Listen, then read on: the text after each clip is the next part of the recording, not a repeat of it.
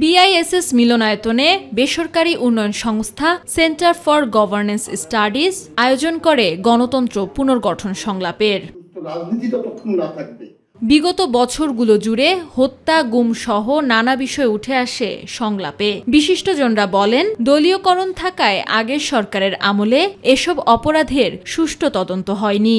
আমি এখনো মনে করি মানবাধিকারের যে লঙ্ঘনগুলো এইটি বিবেচনায় আনতে হবে স্বাধীনতার পর থেকে। মানবাধিকার কমিশনের আরো বলা আছে যে তারা ইচ্ছে করলে কোনো মানবাধিকার নিয়ে বিষয় নিয়ে আইনে মামলা করতে পারবে না, তাদের কোনো এখতিয়ার নেই, যার জন্য তারা কোনো মামলা করতে পারবে না। একদল ক্রুকস এন্ড ক্রিমিনালসদেরকে প্রত্যেকটা রাজনৈতিক দল নির্বাচিত করেছে, তারা সিম্পলি রাষ্ট্র বোঝে না, রাজনীতি বোঝে না। আলোচনায় সিজিএস চেয়ারম্যান মনিরা খান বলেন, রাষ্ট্র পরিচালনায় গুরুত্বপূর্ণ গণতান্ত্রিক অধিকার, তাই ভোটাধিকার ফিরিয়ে দেশকে স্বৈরাচার মুক্ত রাখতে হবে।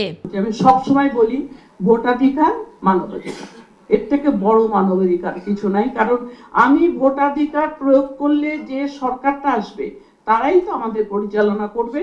রাজনৈতিক দলের সহযোগিতা ছাড়া দেশ সংস্কার করা অসম্ভব উল্লেখ করে সংলাপে প্রধান অতিথির বক্তব্যে নৌপরিবহন মন্ত্রণালয় এবং বস্ত্র ও পাট উপদেষ্টা ব্রিগেডিয়ার জেনারেল অবসরপ্রাপ্ত ডক্টর এম সাখাওয়াত হোসেন বর্তমান পরিস্থিতিতে দেশের রাজনৈতিক দলগুলোর সহযোগিতা চান। 6টি সংস্কারের কথা বলা হয়েছে, এগুলো অনেক বড় ধরনের সংস্কার, এগুলো কিন্তু আপনি যদি মনে করেন 3 দিনে 4 দিনে 3 মাসে হবে এমন না। এবং আমি মনে করি যাদেরকে দেওয়া হয়েছে তারা নিশ্চয়ই পলিটিক্যাল পার্টির সাথে আলোচনা করবেন। We need your support, we need support of every political party.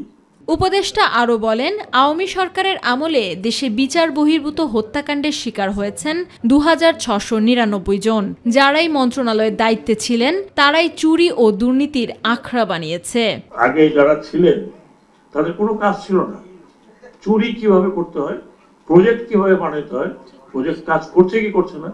এবং আমি এক মন্ত্রণালয় দেখতেছি, এক মন্ত্রণালয় তো পাট তো শেষ, পাট খেয়ে ফেলেছে প্লাস্টিকে, আর আরেক মন্ত্রণালয় খালি প্রজেক্ট দেখতেছে, কিছু বুঝতে পারতেছে না।